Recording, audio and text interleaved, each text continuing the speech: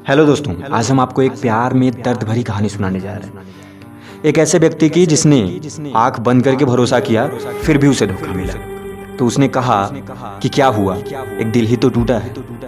उसकी इसी लाइन पे मैं इस कहानी को पब्लिश कर रहा हूँ और भेजने वाला कोई और नहीं है, हमारा एक व्यूअर्स है आपकी तरह, जिसका नाम है रिचा, जो अहमदाबाद से है। उन्होंने हमें लिखा कि मैं जब कॉलेज में थी तो एक लड़के से प्यार करती थी, या लड़का मुझसे प्यार करता था। हम दोनों बहुत अच्छे प्यार करने वाले, अच्छे लवर थे, अच्छे साथ रहने वाले थे। पूरा कॉलेज कहता था कि पूरी ज़िंदगी ये दोनों साथ रहेंगे।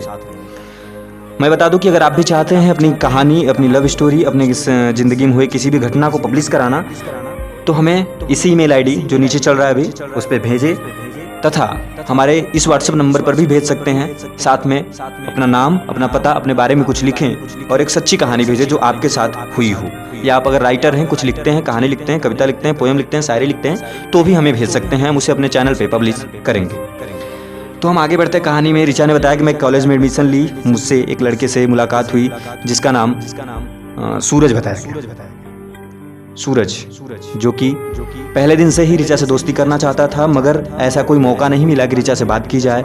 फिर धीरे धीरे कुछ दिन बाद कॉलेज में असाइनमेंट का प्रोग्राम हुआ, जिसमें दोनों को एक ही ग्रुप में मौका मिला रहने का। यानी कि जब असाइनमेंट का प्रोग्राम हुआ तो दोनों एक ही ग्रुप में थे। सूरज ने देखा कि अच्छा मौका है, लड़की से बात कर सकते हैं। लड़की यानी कि रिचा, जिन्होंने हमें कविता भेजी हुई है या अपनी कहानी भेजी हुई है। तो उन्होंने कहा कि हमसे धीरे धीरे सूरज बात करने लगा। हम दोनों अच्छे दोस्त हो गए और जैसे ही असाइनमेंट खत्म हुआ, हम लोग एक अच्छे दोस्त थे। पूरे कॉलेज को धीरे धीरे पता चल चुका था कि हम दोनों एक साथ रहते हैं, अच्छे बातें करते हैं, यानी कि प्यार दोनों के अंदर है। फिर एक दिन सूरज ने हमें प्रपोज किया। हम भी मना नहीं कर पाए, क्योंकि कहीं न कहीं मेरे दिल में भी उसके लिए प्यार था। रिचा बताती हैं कि ऐसे करते करते हमारा 3 साल बीता। पूरा कॉलेज हमें ये मान चुका था कि हम लोग ज़िंदगी भर साथ रहने वाले हैं। 3 साल बाद हम दोनों अलग हुए, यानी कि कॉलेज ख़त्म हुआ। हम अपने घर, वो अपने घर गया। वो अपने पापा की दुकान पे रहने लगा, यानी कि उनका रेस्टोरेंट था, वहाँ रहने लगा। और हमसे मुलाकातें कम हो गई। फिर ऐसे धीरे धीरे टाइम और बीता। मैं अपने घर पे सबसे उसके बारे में बता चुकी थी कि मुझे सूरज से ही शादी करनी है। धीरे धीरे और टाइम बीता तो घर वालों ने मुझ पे प्रेशर बनाने शुरू किया। यानी कि रिचा ने कहा कि मुझ पे प्रेशर आना शुरू हुआ कि तुम शादी कर लो अब, क्योंकि उम्र हो चुकी थी। तो सूरज का कुछ पता नहीं चल रहा था कुछ दिनों से। तो मैं सीधे उसके रेस्टोरेंट गई। हम लोगों की केवल कॉल पे बात होती थी, तो कुछ ज़्यादा पता नहीं था मुझे। मैं उसके रेस्टोरेंट गई, उसके पापा से मिलने। उससे मिलने गई थी, वहाँ दुकान पे उसके पापा थे, तो उनसे मिला। उनके पापा ने पूछा कौन हो बेटी, तो मैंने बताया कि मैं आपके लड़के की एक अच्छी दोस्त हूँ, यहाँ से जा रही थी तो सोचा मिलते चलो। तो उसके पापा ने उसे बैठाया और कुछ खाने को मंगाया। जैसे दोनों बैठ के एक टेबल पे खा रहे थे, तो फिर उसके पापा ने कहा, जो कहा वो सुन के रिचा के होश उड़ गए। क्या कहा उनके पिता ने? तो उनके पिता ने कहा कि अगले 10 तारीख को सूरज की शादी है, क्या तुम आ रही हो उसमें? रिचा मानो कि बेहोश हो गई। उसे कुछ पता ही नहीं था, क्योंकि जिससे वो शादी करना चाहती थी वो पहले ही शादी कर रहा है बिना उससे बताए। फिर उसने पूछा कि आप क्या कह रहे हैं, सही में ऐसा कुछ है?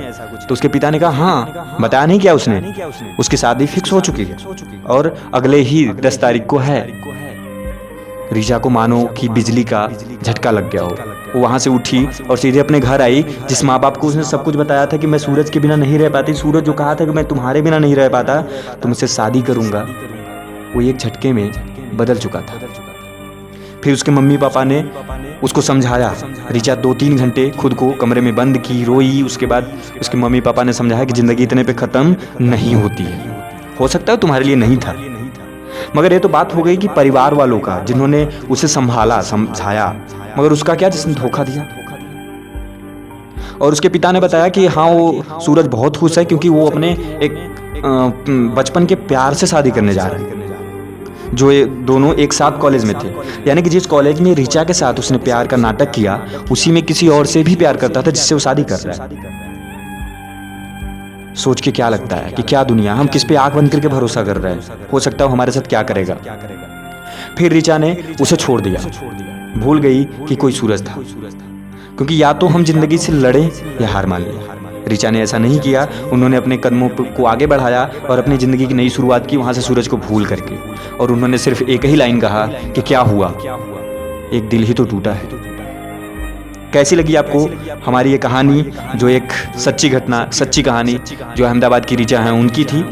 जैसा भी लगा हो हमें कमेंट बॉक्स में बताएं। और अगर आप भी चाहते हैं पब्लिश करना तो हमने बताया कि हमारे व्हाट्सएप नंबर और ईमेल आईडी पे आप सेंड कर सकते हैं। साथ में अपने बारे में कुछ बातें